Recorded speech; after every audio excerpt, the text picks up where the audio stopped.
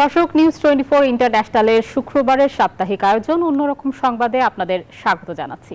সাথে আছি আমি কাজী আয়েশা।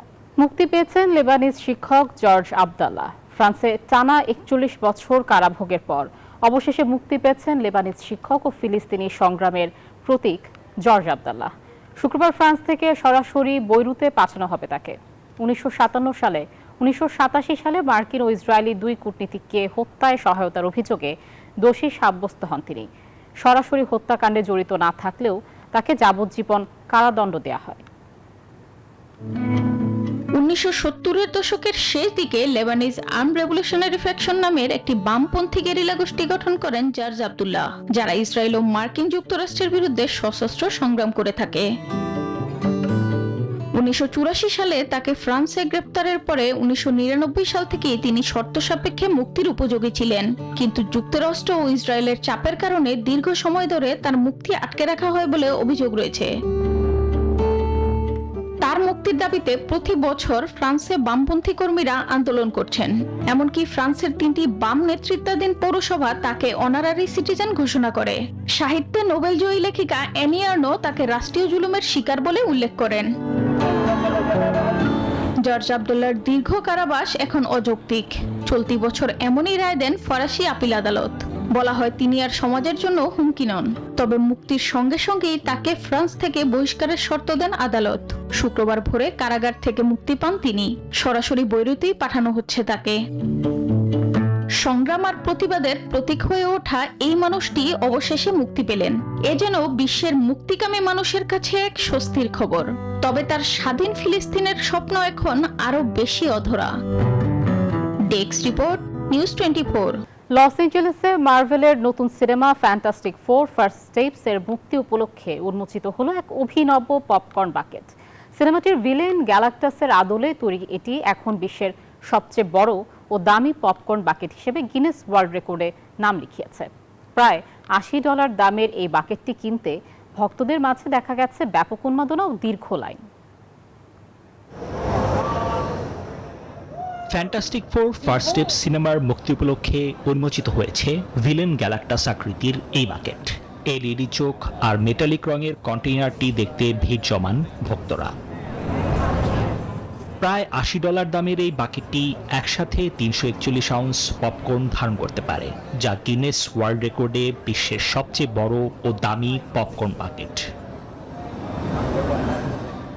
10 বছর পর ফেরা এই সিরিজের নতুন সিনেমাকে ঘিরে দর্শকদের প্রেক্ষাগৃহে টানতেই স্টুডিওর এমন অভিনব কৌশল বলে মনে করছেন অনেকে।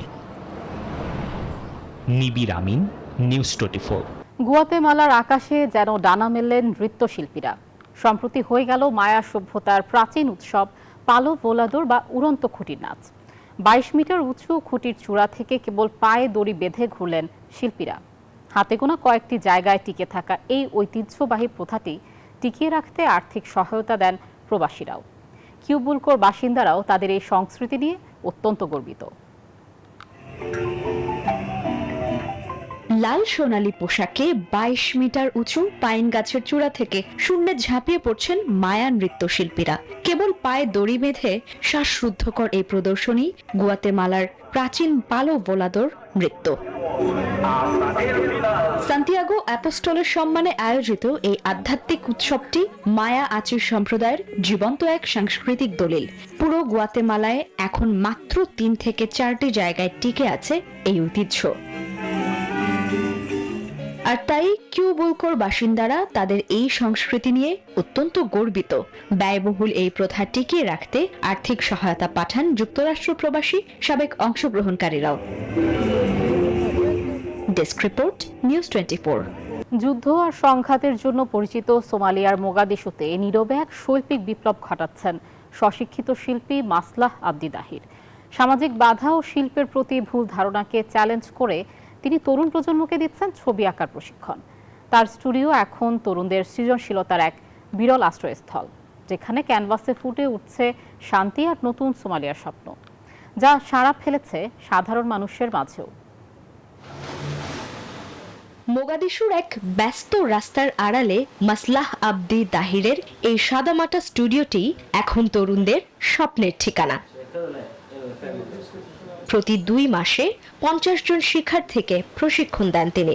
ধর্মীয় গোঁড়ামি আর সামাজিক রীতিনীতির কারণে দেশটিতে চিত্রকলাকে পাপ বলেও মনে করেন অনেকে, জানালেন এই স্বশিক্ষিত শিল্পী। অনেকেই শিল্পের মর্ম বোঝেন না। কিছু জায়গায় তো এমন ধারণাও আছে যে চিত্রকলা পাপ, যা এই সৃজনশীল কাজকে আরো কঠিন করে তোলে। তবে সব বাধা পেরিয়ে এই তরুণদের আঁকা ছবি এখন প্রদর্শিত হচ্ছে রাস্তার মোড়ে মোড়ে। দাহিরের লক্ষ্য শুধু আঁকা শেখানো নয়, বরং তরুণদের মনে দেশের জন্য নতুন এক ইতিবাচক স্বপ্ন তৈরি করা। Desk report, news 24। এক সময় যাকে ডেনমার্কে দেখা যেত কেবল গল্পে কিংবা ছবিতে, সেই সাদা সারস আবার ফিরে এসেছে নিজ ঘরে। বহু বছর পর আশার আলো দেখিয়েছে এই দুর্লভ পাখিটি। চলতি বছর ডেনমার্কে রেকর্ড সংখ্যক সারস ছানার জন্ম হয়েছে, যা শুধুই একটি পরিবেশগত সাফল্য নয়, বরং প্রকৃতির সঙ্গে মানুষের বন্ধনের এক নতুন গল্প। ডেনমার্কের গ্রামাঞ্চলে এখন যেন নতুন প্রাণের ছোঁয়া। 2008 সালে যাদের বিলুপ্ত ঘোষণা করা হয়েছিল, সেই সাদা সারস আবার ফিরেছে। Vi synes, det er mega fedt. Altså, det er jo en sjælden fugl. আমাদের কাছে এটা দারুণ ব্যাপার। 2008 সালে একে বিলুপ্ত ঘোষণা করা হয়েছিল, এখন আবার নিজের বাসায় ফিরে এসেছে। এটা সত্যি অসাধারণ। Mega fedt. এবছর 13টি জোড়া সারস 33টি ছানার জন্ম দিয়েছে, যা 1986 সালের সর্বোচ্চ বলে জানিয়েছে স্ট্রকস ডেনমার্ক সংস্থার সদস্যরা। এটা শুধু সংখ্যা নয়, বরং আশা। আমরা এখন জানি কিভাবে এই পাখিদের টিকিয়ে রাখতে হয়। ডেনমার্কের ন্যাচারাল হিস্ট্রি মিউজিয়াম এই ছানাদের উপর জিপিএস ট্র্যাকার লাগাচ্ছে, যাতে তাদের অভিবাসনের পথ ট্র্যাক করা যায়। জলবায়ু পরিবর্তনের কারণে তারা এখন দক্ষিণ আফ্রিকার বদলে স্পেনে বেশি শীতকাল কাটায়, যা তাদের বেঁচে থাকার সম্ভাবনা বাড়িয়েছে। তবে চ্যালেঞ্জ এখনো আছে। অনেক সারস পরিবার জার্মানির খালি বাসা না পেয়ে ডেনমার্কে চলে আসছে, কিন্তু ছানাদের বাঁচিয়ে রাখতে দরকার বাড়তি খাবার। স্থানীয় বাসার মালিকরা প্রতিদিন কাটা মুরগি বা মাছ দিয়ে ছানাদের খাবার দিচ্ছেন। সারস রক্ষা সংগঠন বছরে প্রায় 30,000 ডেনিশ ক্রাউন ব্যয় করছে শুধু তাদের খাবারের জন্য। আমি চাই ওরা বারবার ফিরে আসুক, তবে একদিন যেন নিজেরাই টিকে থাকতে শেখে, প্রতিদিন যেন খাবার দিতে না হয়। ডেনিশ লোককাহিনীতে সারস সৌভাগ্য আর বসন্ত আগমনের প্রতীক। যার ছাদে সারস বাসা বাঁধে, সে পরিবার সুরক্ষিত থাকে, এমনটাই বিশ্বাস। Desk report, news 24। প্রচণ্ড গরম আর ভিড় এড়াতে এবার রাতের বেলায়ও খোলা থাকছে রোমের কলোসিয়াম।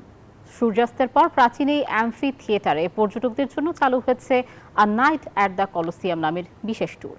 1 ঘন্টার এই গাইডেড ট্যুরে দর্শনার্থীরা ঘুরে দেখতে পাচ্ছেন গ্ল্যাডিয়েটরদের সুড়ঙ্গ পথ থেকে শুরু করে অ্যারেনার ফ্লোর। পর্যটকদের স্বস্তি দিতেই ইতালির এই নতুন উদ্যোগ। দিনের তীব্র দাবদাহ শেষে সূর্যাস্তের পর নতুন রূপে জেগে ওঠে রোমের কলোসিয়াম। গাইডের বর্ণনায় পর্যটকরা ফিরে যান সেই রোমান সাম্রাজ্যের যুগে, যখন এই অ্যারেনায় চলত গ্ল্যাডিয়েটরদের যুদ্ধ আর পশু শিকার। ঘুরে দেখেন ভূগর্ভস্থ সেই সব চেম্বার যেখানে রাখা হতো গ্ল্যাডিয়েটর ও হিংস্র পশুদের। দেখানো হয় রেপ্লিকা বর্ম আর মাল্টিমিডিয়া প্রেজেন্টেশন। ইতালির সাংস্কৃতিক কর্তৃপক্ষের এই উদ্যোগের লক্ষ্য পর্যটকদের চাপ কমানো এবং একটি আরামদায়ক ভ্রমণ অভিজ্ঞতা দেয়া। Desk report, news 24। চীনের বেইজিং এর প্রাচীন গ্রেট ওয়ালের বাদালিং অংশের চূড়ায় এখন দেখা যাচ্ছে ভিন্ন এক দৃশ্য। 1000 বছরের পুরনো এই স্থাপনার পথে পথচারী এখন মানুষ নয়, হিউম্যানয়েড রোবট। বিশ্ব হিউম্যানয়েড রোবট গেমসকে সামনে রেখে সেখানে শুরু হয়েছে এনার্জি রিলে রেস। বিশ্ব হিউম্যানয়েড রোবট গেমস 2025 উপলক্ষে শুরু হয়েছে এনার্জি রিলে নামের বিশেষ এক প্রতিযোগিতা। চীন মিডিয়া গ্রুপের উদ্যোগে আয়োজিত এই রিলে রেসে অংশ নিয়েছে 8টি হিউম্যানয়েড রোবট। বুকে বাঁধা রয়েছে হীরা আকৃতির ধাতব এনার্জি কিউব, যার ভেতর বসানো একাধিক নীল স্ফটিক। এই কিউব প্রতীক হিসেবে ধরা হচ্ছে ভবিষ্যতের প্রযুক্তি চেতনার। দর্শনার্থীদের অনেকেই এসব রোবট দেখে উচ্ছ্বসিত। আগে তাদের হাফ ম্যারাথন দেখেছি, এবার দৌড় দেখছি, দারুণ লাগছে।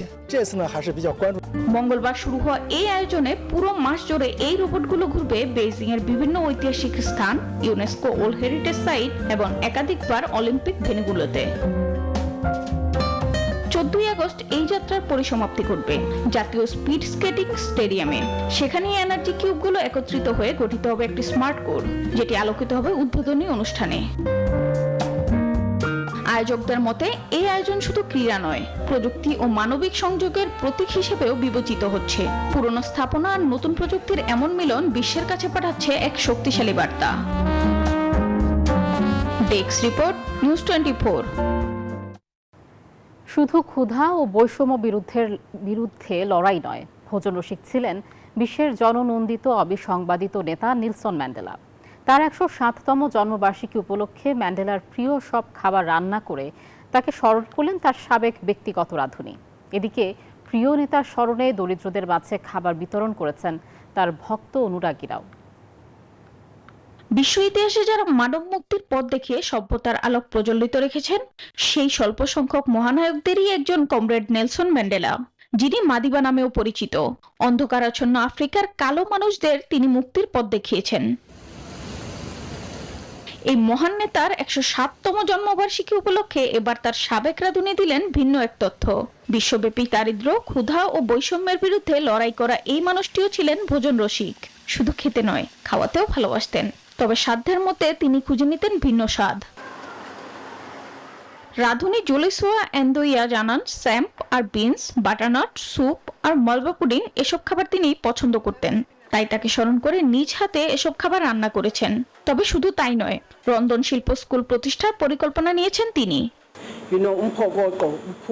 আমি মাদিবা হতে চাই না, কিন্তু এমন কিছু করতে চাই যা ওনাকে গর্বিত করবে। সপ্তাহে 2-3 বার এসব খাবার রান্না না করলে উনি অতিথিদের সামনেই আমাকে বলতেন, জলি কেন আমাকে ঠিকমতো খাওয়াচ্ছ না। এদিকে ম্যান্ডেলা ডে উপলক্ষে জোহানেসবার্গের শতাধিক রাঁধুনি, ছাত্র ও স্বেচ্ছাসেবক স্মরণ করেন প্রিয় নেতাকে। আমরা শুধু পেট ভরানোর জন্য নয়, সম্মানের সাথে খাবার দিচ্ছি যেন মানুষ নিজেদেরকে গুরুত্বপূর্ণ মনে করে। আফ্রিকার দেশগুলোতে সম্প্রতি বেড়েছে খাদ্যের সংকট। এমন অবস্থায় ক্ষুধা ও বৈষম্যের বিরুদ্ধে লড়াই করা এই মহান মানুষটিকে স্মরণ করেই এমন ব্যতিক্রমী আয়োজন বলছেন ভক্ত অনুরাগীরা। Desk report, news 24। আর এই ছিল অন্যরকম সংবাদের আয়োজনে সাথে থাকার জন্য ধন্যবাদ সবাইকে।